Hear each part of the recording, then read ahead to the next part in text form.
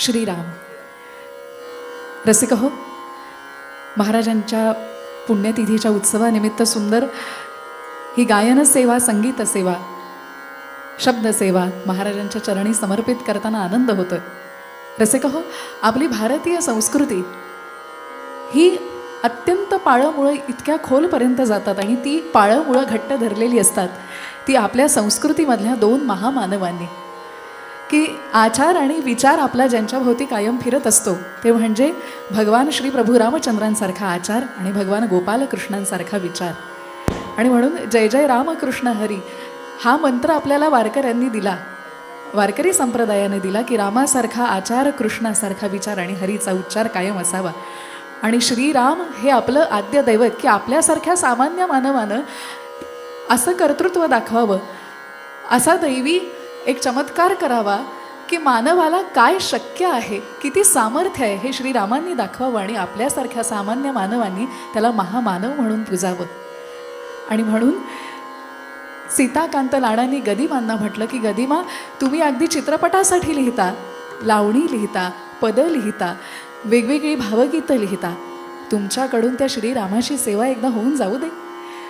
आणि म्हणून गदिमा एकदा सज्जनगडावरती श्रीधर स्वामींच्या चरणी गेले, त्यांना नमस्कार केला आणि श्रीधर स्वामी महाराजांनी सांगितलं, तुमच्या पाठीशी हनुमंत आहे.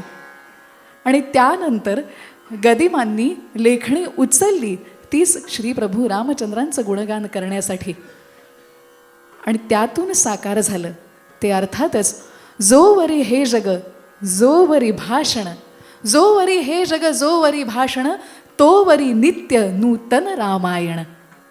आणि गदिमांचे शब्द काय बोलून गेले ऐकूया. श्री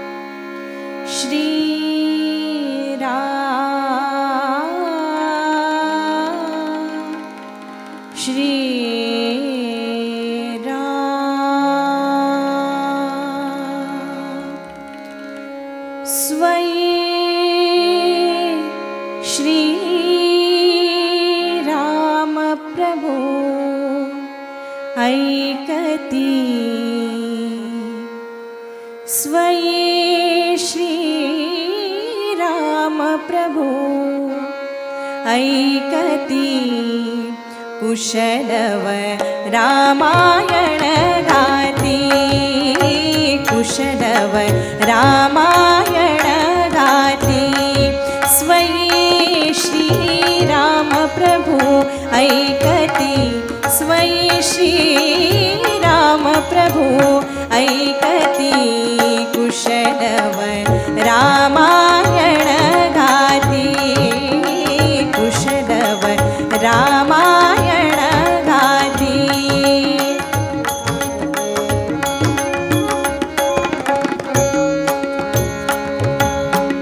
कुमार दोघे एक वयाचे, सजीव पुतळे रघुरायाचे.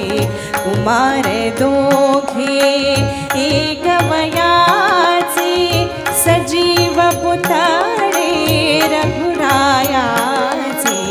पुत्र सांगती चरित पित्याचे, पुत्र सांगती चरित पित्याचे.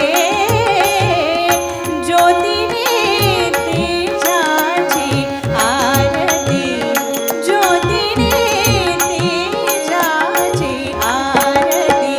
कुशलव रामायण गाती, कुशलव रामायण गाती.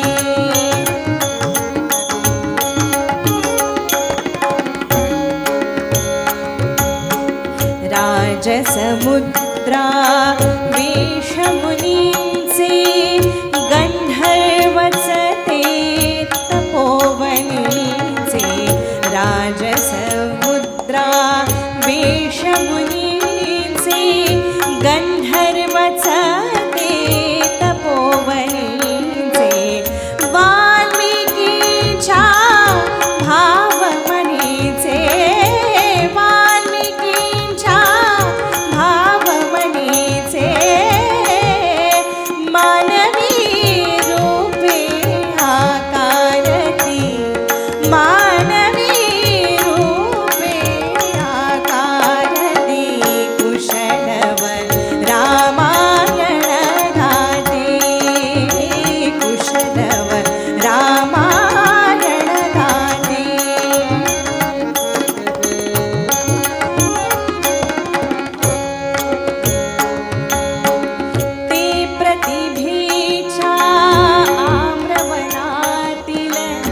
वसन्त